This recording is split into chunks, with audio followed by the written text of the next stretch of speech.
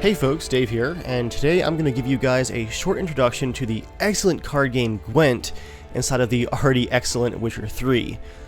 Just when I thought that this game could not get any more awesome, I found a game inside the game to get hooked on.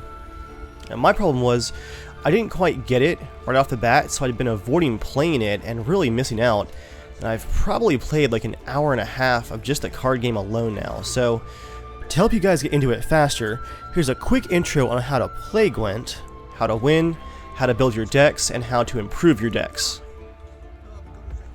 So first things first, you start out the game once you are introduced to the game of Gwent with a Northern Realms starting deck, and you can access your decks at any time on PC by hitting H on your keyboard.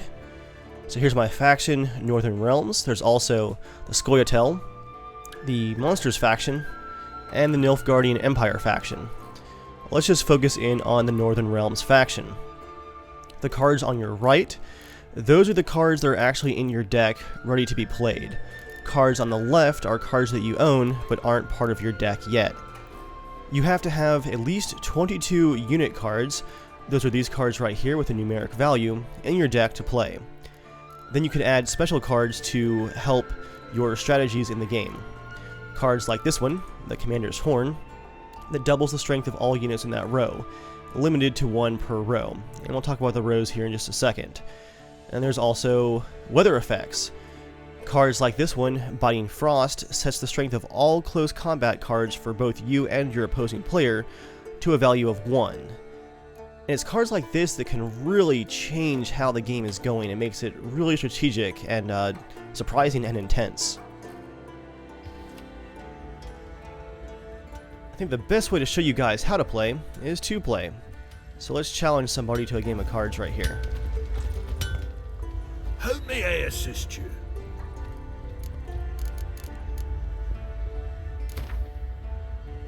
And let's bet some money. Yearning to play a few rounds of Gwent.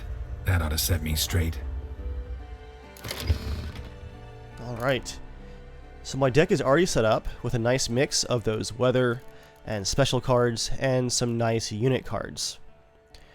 We're going to start the game, and let's see who goes first. Okay, he used his Scoia'tael perk to actually go first, so we don't roll a dime, he just gets it as far as the first turn goes. Now, when you start out the game, you can choose to redraw 2 cards. Let's look at what I have. Okay, I have some nice high unit strength cards. I have some lower ones, but these guys actually will stack and double their points if you play them together. So I'm going to keep these Siege Experts and instead just redraw this infantry card. I love that card. Alright, we got a medic, it looks like. And you know what? I kind of like the rest of these cards. We can stack our Blue Stripes cards as well. I wish I had a Clear Sky card though. That clears out weather effects. I'm going to be aggressive though and just stick with all these nice unit cards. So let's just redraw that 1 card and then continue. Here's our battlefield. We have melee, ranged, and siege. And they also have melee, ranged, and siege. So he started out playing one of his archers worth 4. He now has 9 cards left right there. And his current score is just the 4. We also have our leader cards, which have special abilities. In this case, I can play my King Foltest card and pull a Fog Weather card out of my deck and play it immediately. So let's keep that in mind. For now though, I'm going to play one of my Siege Experts here, with the intention of stacking it for extra value. Alright, so he's going to play... Oh yeah, a lot of archers. So I know what I'm going to do here. Let's go ahead and stack up that siege, doubling the value to 4. I'm still way behind, but I have a plan in mind. So my opponent has passed. That means he is super confident that he's going to win this round. That means that I can continue to play until I decide to pass and end the round. One thing you have to remember is you only get the 10 cards that you start with outside of perks, where you draw more cards, but generally You get those 10 cards for all 2 or 3 rounds that you play. And whoever wins the first 2 rounds, the first to 2 basically, wins the card game. So what I'm going to do here, because they've passed, I'm going to play my fog card. Let's apply that. So I just added fog to the battlefield and reset all the value of all of his archers right here to 1. So now he has 3. I have 4. He's already passed, so he can't do anything else about it.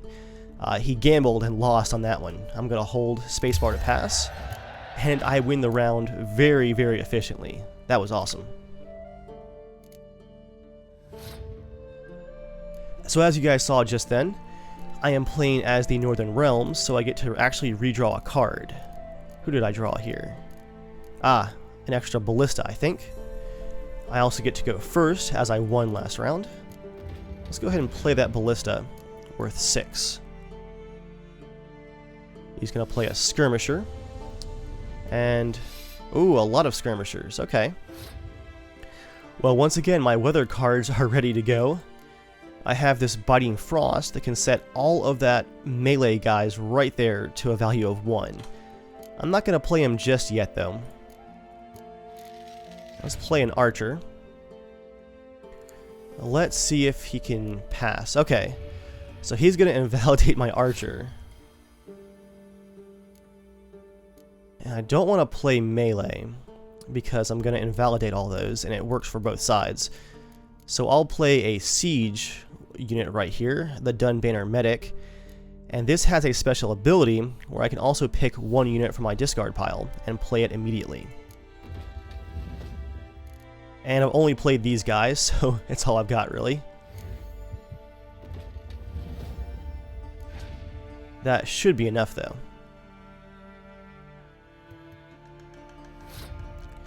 Okay, so he has now played 4 melee cards, and this is where I'm just going to crush him. I'm going to play the Biting Frost. Boom. He now has a value of 4 for his entire side. And because he added fog to the battlefield, he just added an archer that should have been worth, I think that was 6, but is only worth 1. So, yeah, honestly guys, I'm way ahead here. I'm actually going to play this card right here. This is a spy, and it's a melee spy, and it actually adds the value of 5 to my opponent's ranks, but then I get to draw 2 cards from my deck. And this is a great moment to play this card because all of the melee units are only worth 1 anyway, so I'm only giving them 1 point. And I get 2 more cards. This is great. They're fighting hard, but I have so many options here. I'm just going to go ahead and play this Trebuchet, bringing my score up to 22.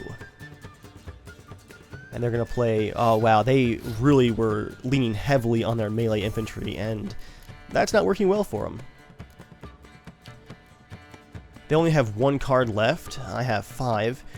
Their odds of actually winning this, unless that card is a clear sky card that clears out the weather effects, they won't win that. So let's just go ahead and pass. Watch it be a clear sky. Nope, more archers. They're still way behind. I won the round. Alright, well that was actually a great example of how to play the game. I won 14 crowns, and I think, yes indeed, I won one of his cards. The first time that you play people in the cards, you can win some of their cards, some of the more rare cards. That was a Scoia'tael card that I won. Let's look at that. Dol Blathanna Scout. Let's add that to my deck. Along with, ooh, this dragon card here. What does that do? The dragon allows me to destroy my enemy's closest or strongest close combat cards if the combined strength of all his or her close combat cards is 10 or more. So that's one of those cards where you wait for them to really play the field with their melee and then, or the close combat, and then you play that and just crush them. Awesome. Let's definitely quick save there. Well, there you guys have it. In 10 minutes, that's a great primer for how to play the game. Expect it to get more difficult and more in-depth as you play better opponents with better cards, and as you improve your decks. Now, I'm going to play a second round that I'm going to, spoiler alert, lose, just as a further example, but hopefully that was enough to get you guys started. If you want to see more, just keep watching. Let's do one more as a further example for you guys. I'm going to be confident here and bet some crowns. Let's do 8 crowns.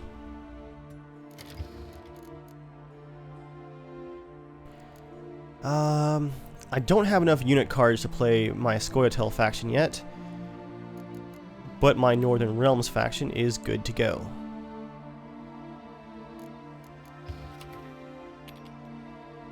And I go first.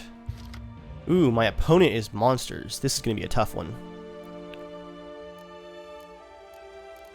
Got a nice roll here. I like this. I think, though, I'm going to re-roll my Trebuchet. Just because I have so many siege units. Alright, there we go.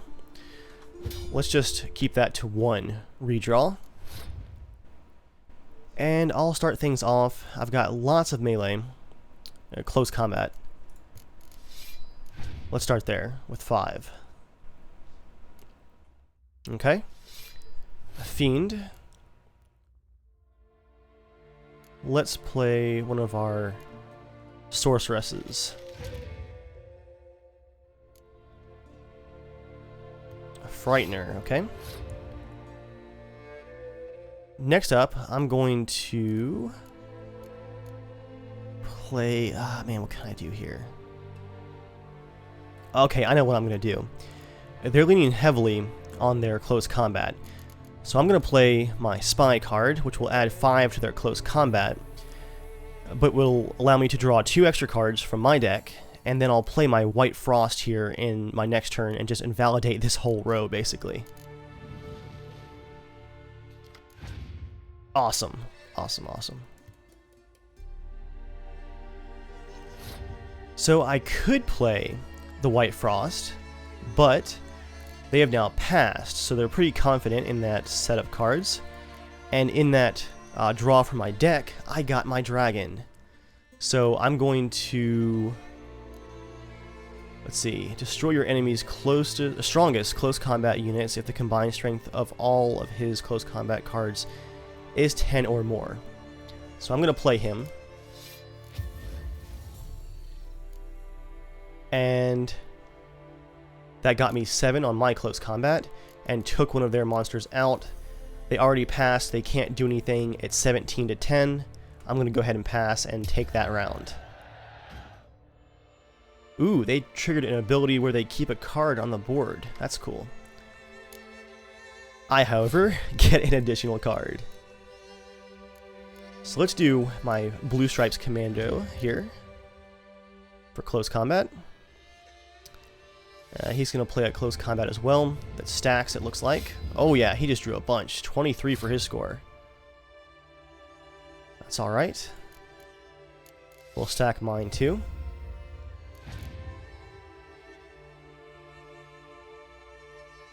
Ooh, the Commander's Horn.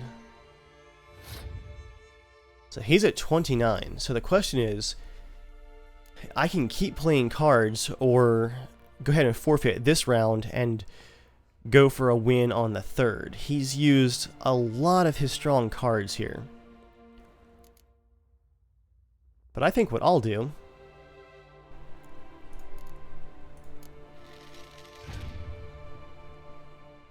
so I'll play an archer. He's gonna play... oh yeah, look at that. Okay, so he just really filled up close combat. What I'm going to do is play my medic first. Got a strategy here, guys. And then I'm going to get this archer back. My sorceress, actually. My ranged sorceress. So I'm at 31. And, okay, he really is stacking close combat. he just added the horn that doubles the score of all of these units right here. But this, guys, is where the weather cards come in. I'm going to play the Biting Frost, and that's going to set all of them to 1. It'll hurt me too, but it's going to hurt him a lot more. So that leaves him with 30. Oh no, he's got a clear weather card. So he just took out my Frost. So that's 88 to, wow, 31. Yeah, I'm going to pass here and hope for the third round. He's down to 3 cards. Yeah, he definitely won that one. What a great use of that Clear Skies card. What you got for me? Ooh.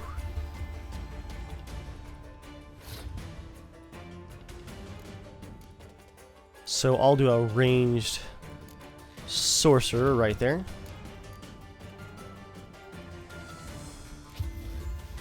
Ah. Wow, he just took a card off the board. I am really screwed here, guys. I think that does it for me. A Leshen. Wow, the monsters deck is intense. So the best I can hope for here.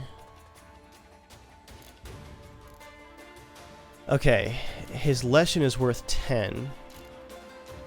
So if I use my fog ability, that'll take him down to 15, at which point I can double my card at 12, but I still wouldn't win.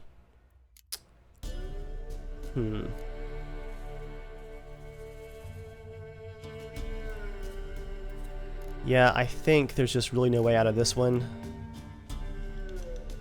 16 to 24, and he got me. I have no cards left. Let's go ahead and pass. Oh man, the use of that Clear Sky card was fantastic.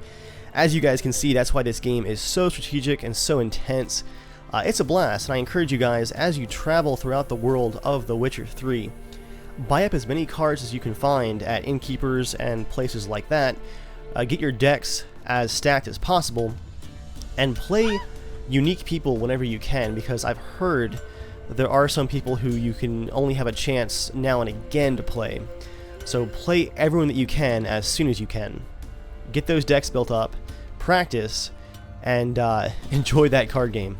Gwent is a ton of fun, and I only wish I had discovered it sooner. Hope this was helpful for you guys. Thanks for watching, and I'll catch you all next time.